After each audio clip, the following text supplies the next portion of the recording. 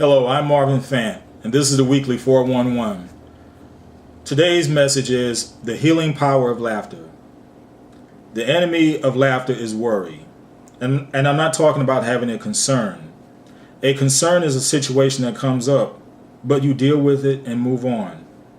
Worry is about not trusting and having faith in God. Laughter is an antidote for not being focused on your concerns. It relieves stress and tensions. Let's go to some scriptures. First, Matthew 6:34. And it says, Take therefore no thought for tomorrow, for tomorrow shall take thought for the things of itself. Sufficient unto the day is the evil thereof. So in other words, don't have concerns about, put it this way, don't worry about tomorrow. Don't worry about next week. Don't worry about next year.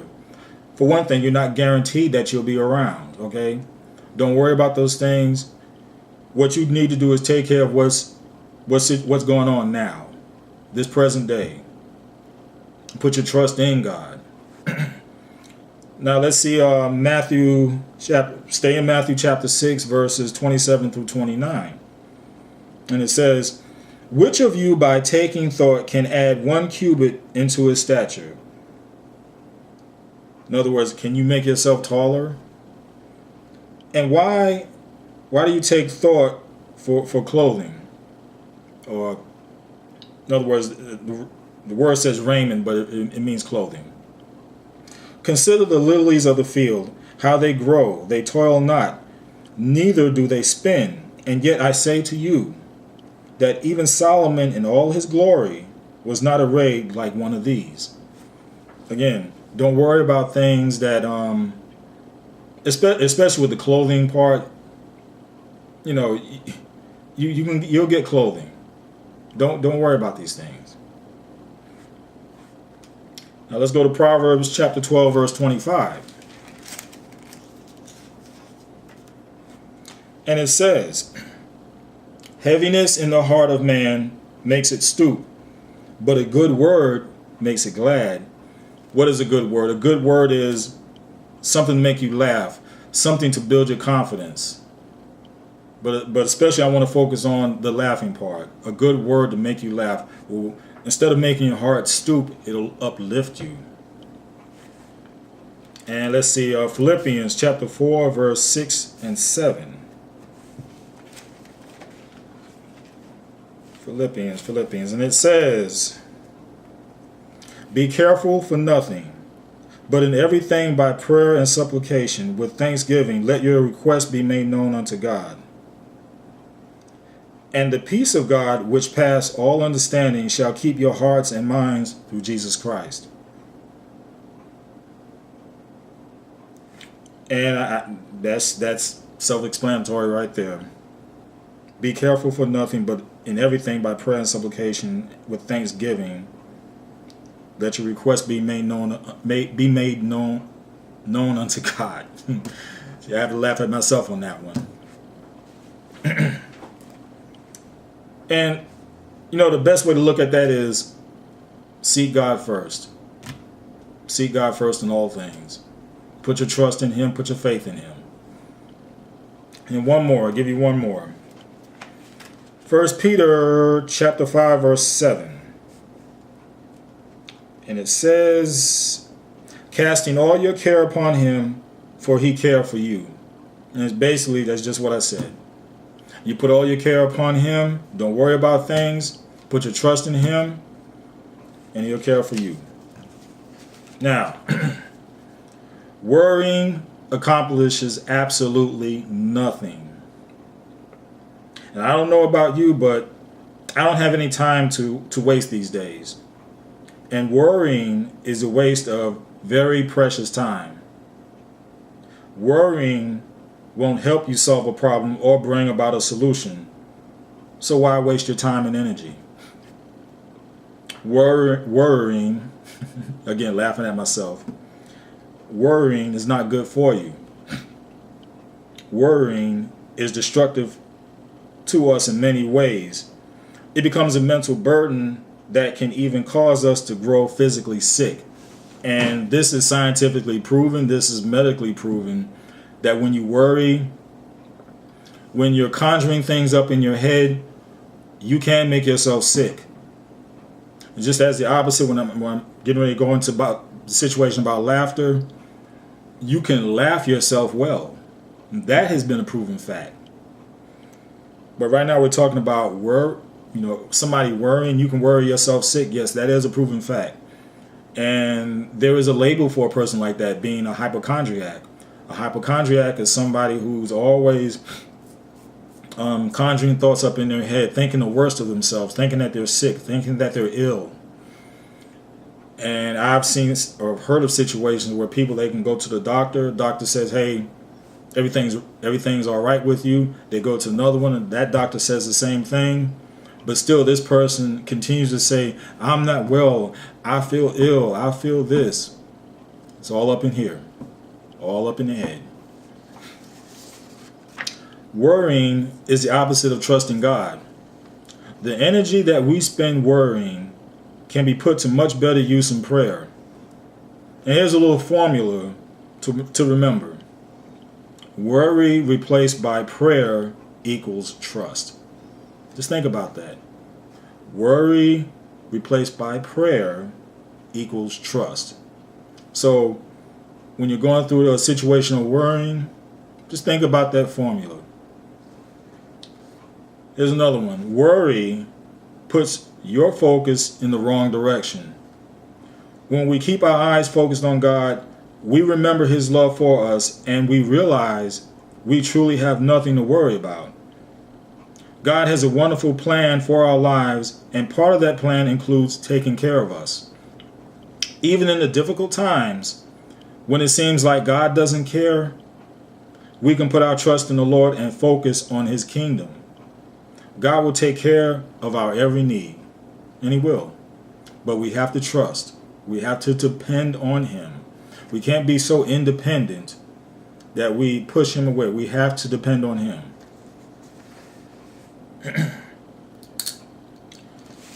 See, I remember some people think that church is only about being serious. I have, and I'm sure some of you have. You go, and some of you may be in a church like this, where you go into a church and everything is just so serious. Everything is just so rigid, and it's just, you feel like you're being squeezed as soon as you get in there. That's not God. God isn't about all that. Okay? But some people, they feel that if they're that way, then they're more closer to God. Well, more power to them. If they can feel closer to God that way, more power to them. But they will be so relieved to know that God is not forcing them to be that way. That is their thing. That is their situation. A Christian should bring joy. And a Christian should bring joy. When a Christian walks in a room, and I'm sure you've seen people like this. Someone comes into the room, that room lights up. People want to gravitate to that person. That person brings an energy, a sense of, I won't say power, but I just use the word energy. Just a sense of tremendous energy that they bring in that room, and everybody wants to gravitate to that person. Why? Because when you get around somebody like that, they feed off that energy. You feed off that energy.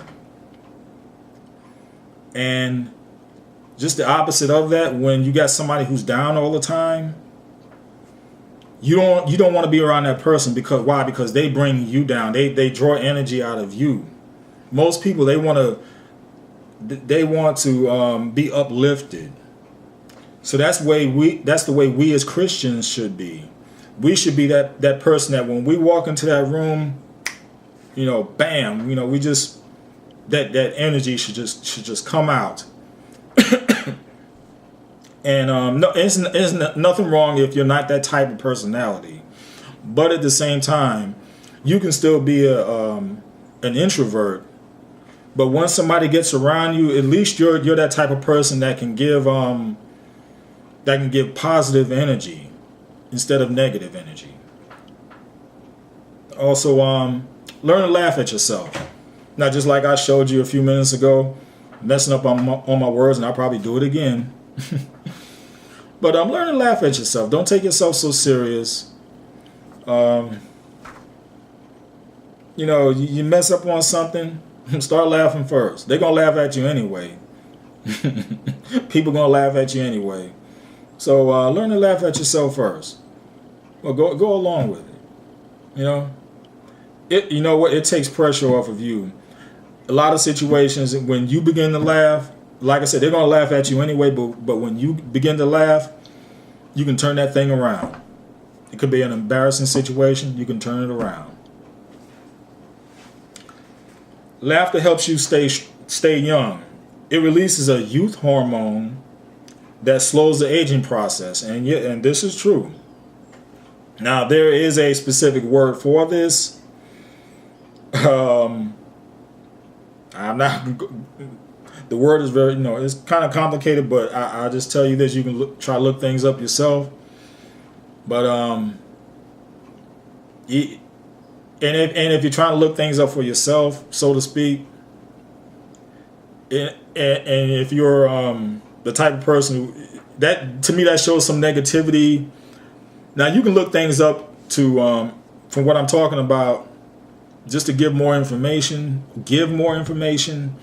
But if you're trying to do it to, trying to find something wrong, you're missing the point of what I'm talking about. You're missing the point. But anyway, still, you can look things up. Just don't do it just don't take it in the wrong manner. Look at it in a positive. But yes, laughter helps you stay young. It does slow down the aging process. And there's a story about an old woman. Well, not a story, but I saw a segment on the Little Rascals. And there was an old woman. She was a hypochondriac. And if you remember the character Spanky, he would always talk with her, and she kind of gravitated toward him all the time. And she had all these medicine bottles all over the place. That kind of reminds me of a cousin of mine. And any illness, she wanted pills for her. So Spanky encourages her to get out and have some fun. Get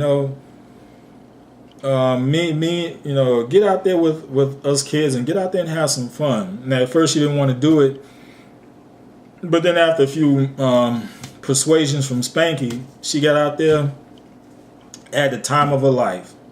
The woman had the time of her life, and she come to realize, hey, I don't need these. And come to find out, the doctor, he knew her situation anyway. All he did was just give her sugar pills. But it goes to show, it was all in the mind, all in the head. The mind is a powerful tool. The mind is a powerful situation in our existence, in our makeup. And it's a very important tool. And basically is, when we get to heaven, it'll be an important tool in heaven also. But that's another subject. See, laughter increases energy to the brain, and that's also a medical fact. The more you laugh, the more your brain is invigorated. The more your brain is gets a positive workout. So think about these things. Some say, why some comedians that die from depression? Why, there have been comedians that took their own lives, like Freddie Prinze back in I think it was 1976, something like that. And come to find out, a tremendous comedian could make people laugh, But he was going through such a depression that he wound up killing himself, even though he had a young son at the time. I think it was a baby, Freddie Prinze Jr. Some of y'all probably know about him. He's an actor. But anyway, his dad was going through such a depression that he took a gun to himself, shot himself in the head. But I look at situations like that, whereas you can be giving out laughter, or you can be giving out information, say like with a pastor doing sermons, and somehow that person doesn't hear what's coming out from them. Just like that, Freddie Prinze being a comedian, he's giving out laughter, making other people laugh, but he could not make himself laugh. Just like with a pastor giving out tremendous sermons, teaching and helping souls out. But a lot of times, unfortunately, that pastor is going in another direction when it comes to the soul. So here's what I'm saying. A person can tell of a situation but not get the situation. One has to hear in order to receive. And that's a tragedy of that. But situations like that, we have to look toward God. We have to look toward God. We have to look toward this Bible to understand what's going on, to understand that we need to have that laughter in our lives. We need to have that confirmation. We need to know who our Lord and Savior is. And that's through Jesus Christ. You see, you find reasons to laugh every day. And if you can't look in the mirror, look at yourselves. I'm sure you'll get a good laugh from that. I know I do sometimes. See, laughter is about healing. God has placed the healing ingredient of laughter in all of us. Yes, it's a healing ingredient. And He's put it in all of us. But it's up to us to utilize that ingredient. It's up to us to mix those ingredients with all the other attributes He's given us to make this thing work. Another thing is, be around people that are uplifting. Be around people that are joyous.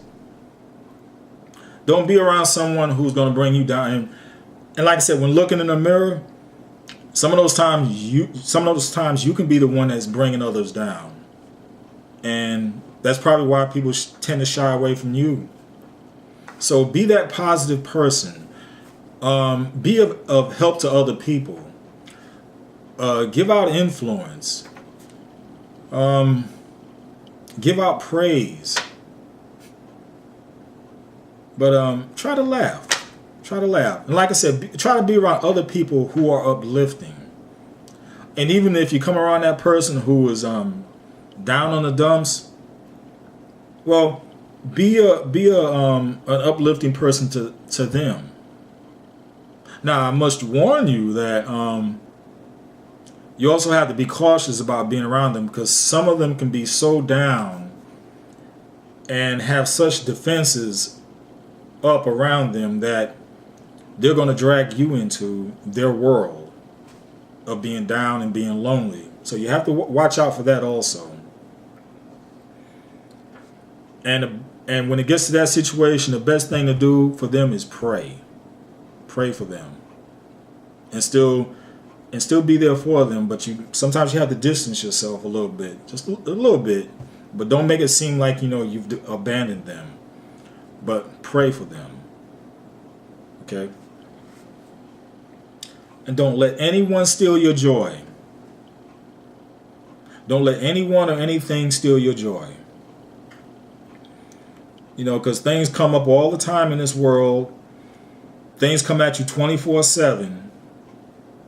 But and the main ones in this situation is family members. People that are close to you are the ones that can tend to steal your joy, because sometimes they can say something or do something to you that you're not expecting, and it hurts you. It may hurt you deeply, but it may hurt you deeply for a moment, but shrug it off. Shrug it off and look toward God.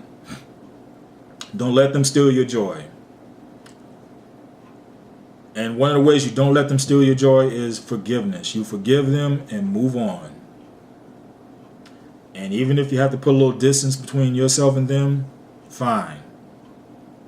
But pray for them also. But don't let anyone steal your joy.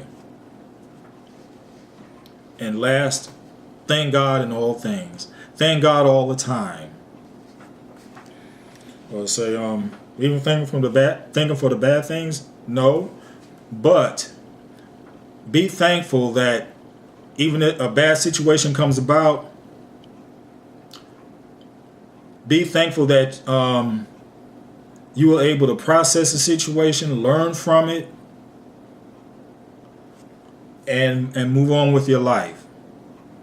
Be thankful that you're able to see if you have eyesight. Be thankful for having all your limbs if you have all your limbs. And even if you're missing a limb, be thankful for the other things that you have. See, that's the problem with a lot of us. We take a lot of things for granted. But whatever thing we do have, be thankful for it. And don't take anything for granted. And most of all, like I said, smile, laugh. Try to have a good time. No matter what your situation is, try to have a good time in the midst of whatever you're going through. And I guarantee you, God will see you through. See you later. Yeah, I said it.